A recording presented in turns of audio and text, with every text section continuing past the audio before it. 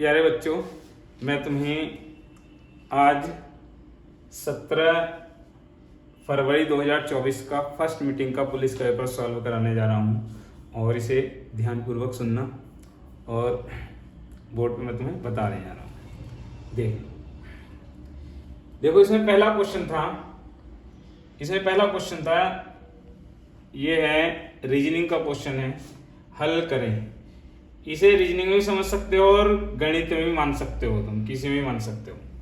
ठीक है, तो इसमें जो 120 है, 120 डिवाइड बाई 3, ये यहाँ पर हम इस तरह लिख सकते हैं, बटे प्लस 8 गुणा 3 माइनस 40।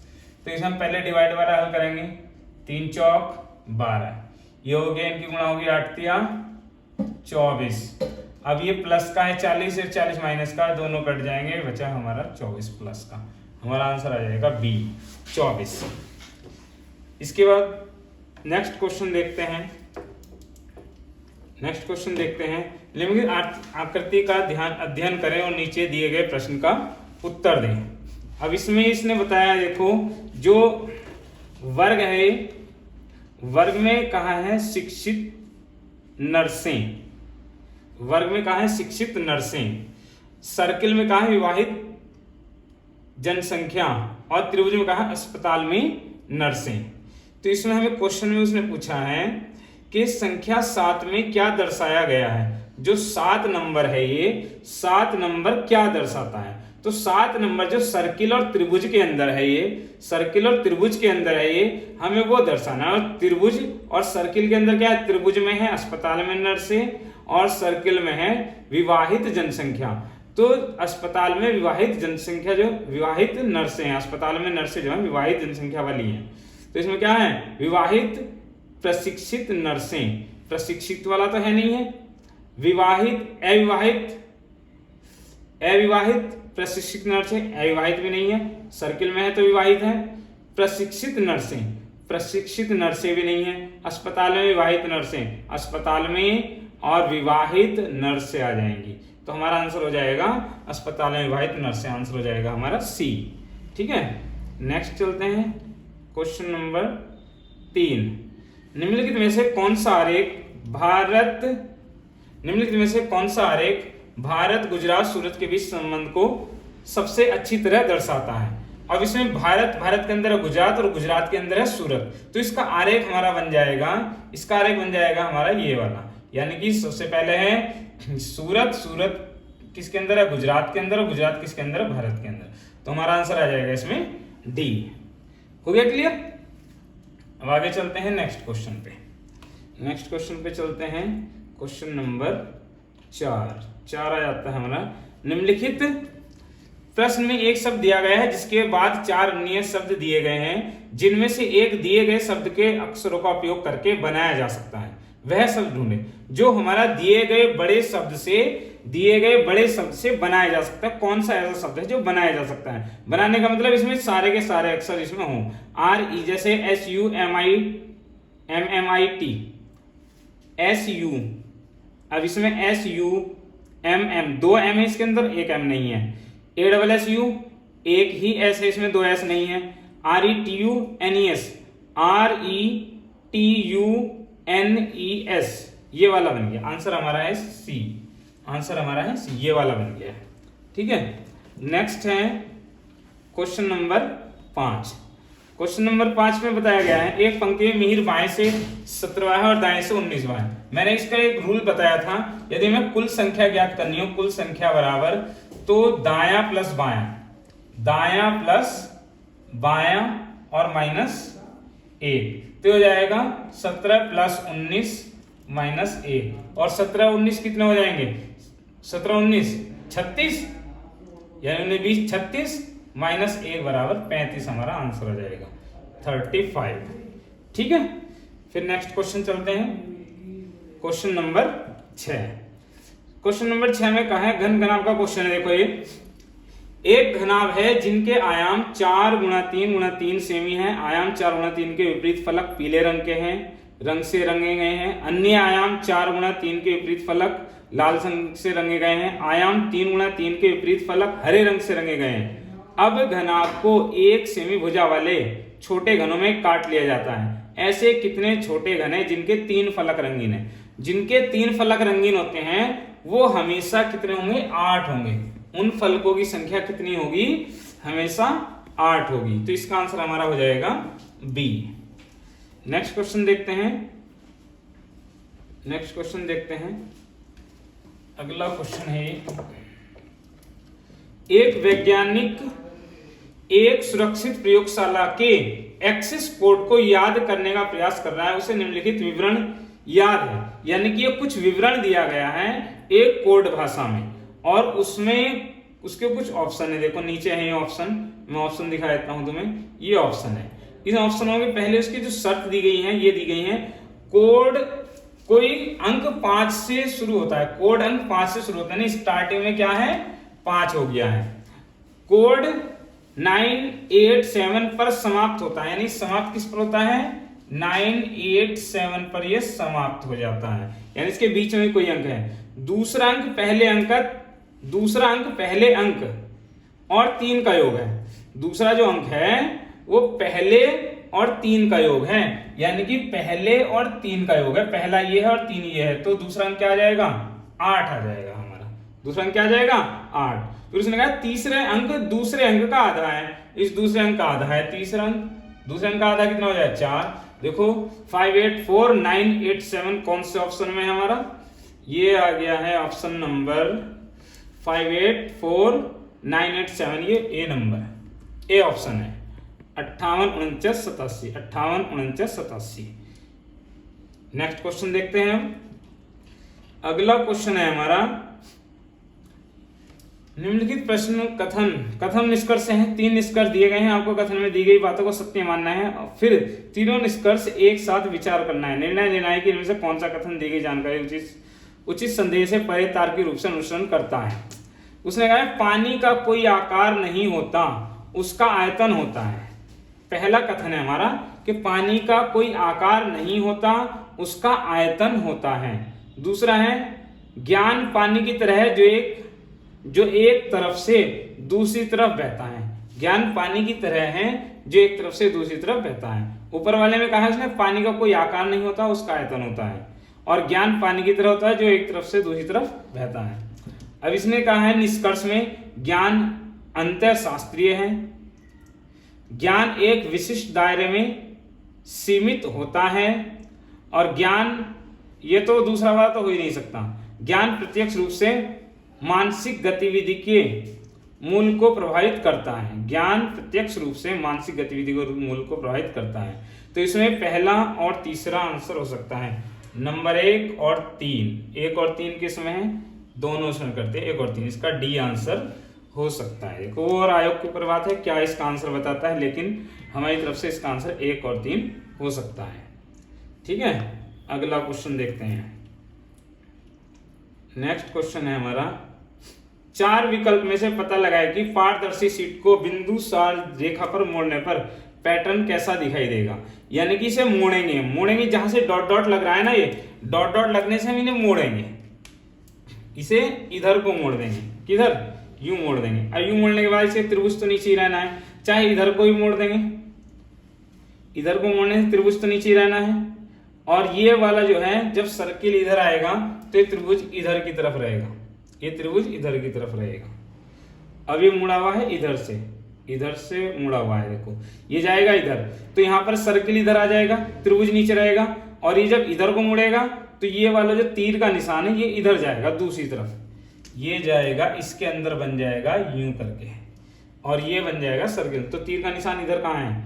ये वाला इसमें, इसके अंदर है, नीचे को और इसके अंदर। तो ये वाला 3 नंबर किसके अंदर है? 3 नंबर है सी के अंदर, 3 नंबर है सी के अंदर। देखो डॉट डॉट से जो इसने मोड़ रखा है, ये डॉट डॉट से इधर को मोड़ना है हमें। तो इधर को मोड़ने के लिए सर्किल इधर जाएगा, तो ये यहाँ पर आ जाएगा, और ये तीर का निशान जो उधर पहुंच जाएगा दूसरी तरफ।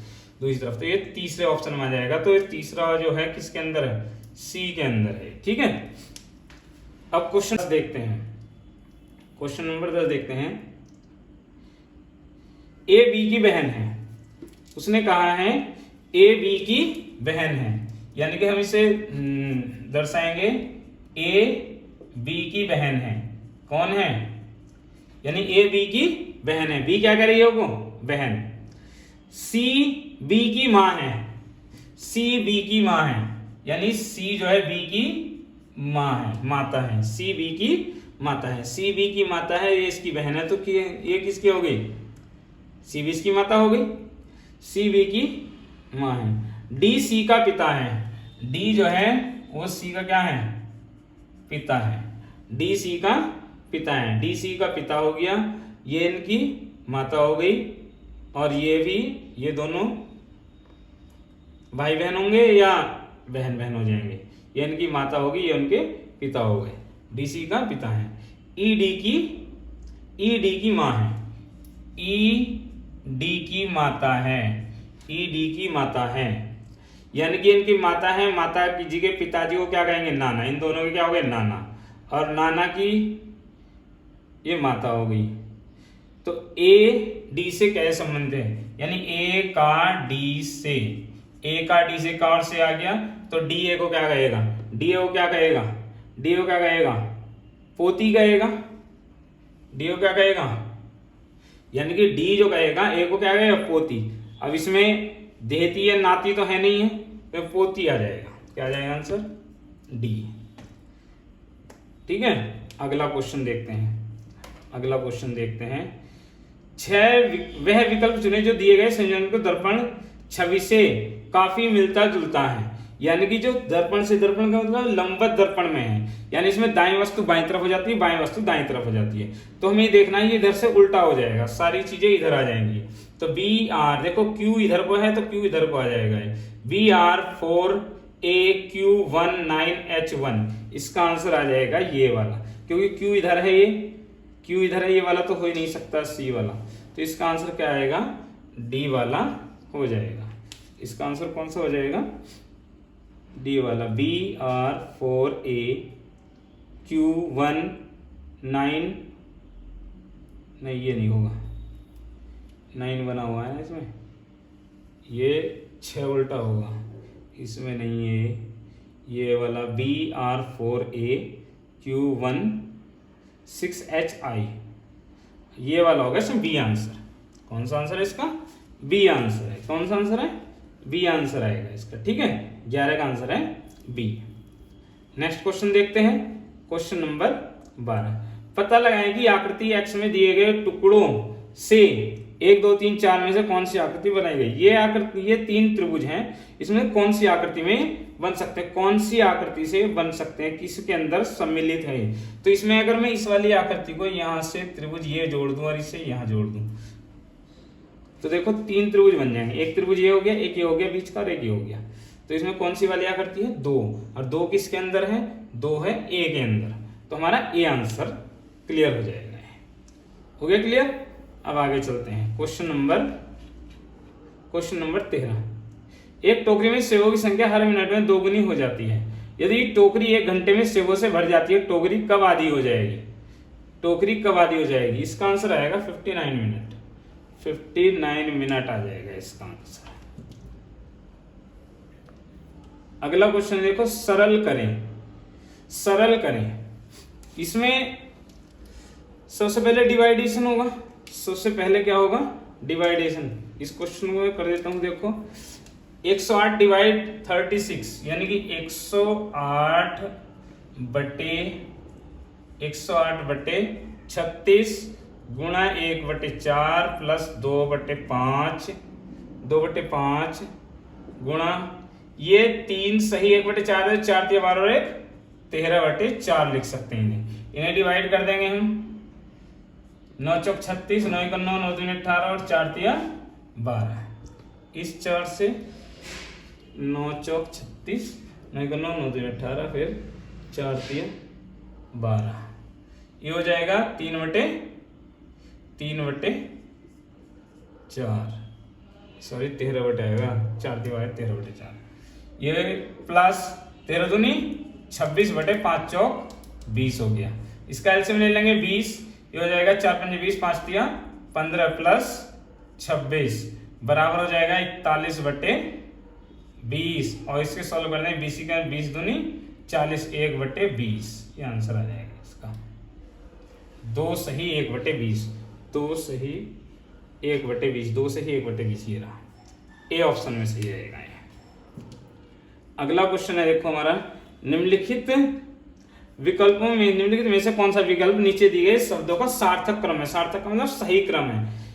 जैसे इसमें पहले कौन सी चीज होगी, पहले होगा दिन, दिन में करेंगे काम, काम करके होगी थकावट, थकावट होने के बाद रात में आ जाएगी नींद, यानी कि पहले 3 होगा, 3 के बाद 5, 5 के बाद 1, 3 5 1 ये रहा, 3 5 1, 3 5 1 यहाँ भी है, 3 5 1 यहाँ भी है, इन दोनों में से एक है, 3 5 1 फिर 2 आ जाएगा, 3 5 1 2 4, 3 5 1 2 4, इसका ए ऑप्शन सही रहेगा। नेक्स्ट क्वेश्चन है हमारा, वे आकृति चुने जो अन्य से भिन्न है। वे आकृति चुने जो अन्य से भिन्न है, और इसमें देखो चारों आकृतियों को हम चेक करते हैं। देखो ये दोनों आकृतियां आमने सामने हैं, बाकी कोई आमने सामने आकृति नहीं है, केवल इसी में है ये। तो एक किसके अंदर है, बी के अंदर, तो हमारा आंसर आ जाएगा हमारा बी। आंसर क्या आ जाएगा, बी। 16 क्वेश्चन नंबर का आंसर है बी। अगला क्वेश्चन देखो, श्वेत प्रकाश कितने रंगों से मिलकर बना है। तो इसका आंसर आएगा 7 रंगों से। कितने से, 7 रंगों से। नेक्स्ट क्वेश्चन है, ग्रेट बैरियर रीफ में किस देश के तट पर स्थित है। तो ग्रेट बैरियर रीफ मैंने तुम्हें बताया था ऑस्ट्रेलिया में। कहां पर है, ऑस्ट्रेलिया में। नेक्स्ट क्वेश्चन है, निम्नलिखित में से कौन 1946 में भारत की संविधान सभा के अध्यक्ष बने थे। तो भारतीय संविधान सभा के स्थायी अध्यक्ष थे डॉक्टर राजेंद्र प्रसाद, और अस्थायी अध्यक्ष थे डॉक्टर सच्चिदानंद सिन्हा। और सच्चिदानंद सिन्हा ऑप्शन के अंदर नहीं है, वो अस्थायी अध्यक्ष थे, लेकिन स्थायी अध्यक्ष की बात हो रही है तो डॉक्टर राजेंद्र प्रसाद आ जाएंगे इसमें। नेक्स्ट है, प्रयाग प्रसति की रचना निम्न में किसके द्वारा की गई थी। तो इसके जो लेखक हैं वो हैं हरिसेन। कौन है, हरिसेन। बी आंसर इसका सही है।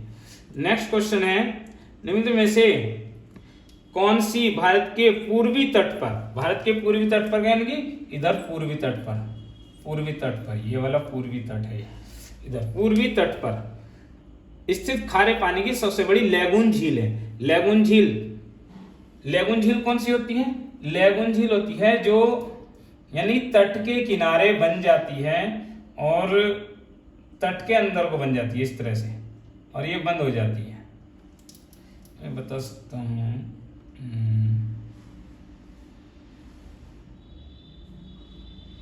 इस तरह से यहां पर ये बंद हो जाती है, यहां पर ये जैसे भारत का नक्शा है यहाँ पे बंद हुई भी है झील, ये लैगून झील कहलाती है, इसके किनारे होती है। और ये है उड़ीसा में चिल्का झील। कौन सी आ जाएगी, चिल्का झील। उड़ीसा में है चिल्का झील, खारे पानी की झील है। नेक्स्ट क्वेश्चन है, नेक्स्ट क्वेश्चन है, बेलाडीला की पहाड़ियां बैल के कुबड़ की तरह दिखती हैं। पहाड़ियों की यह श्रृंखला भारत के निम्न में किस राज्य में स्थित है। तो इसका आंसर आ जाएगा छत्तीसगढ़ में। क्या आंसर आ जाएगा, छत्तीसगढ़ में।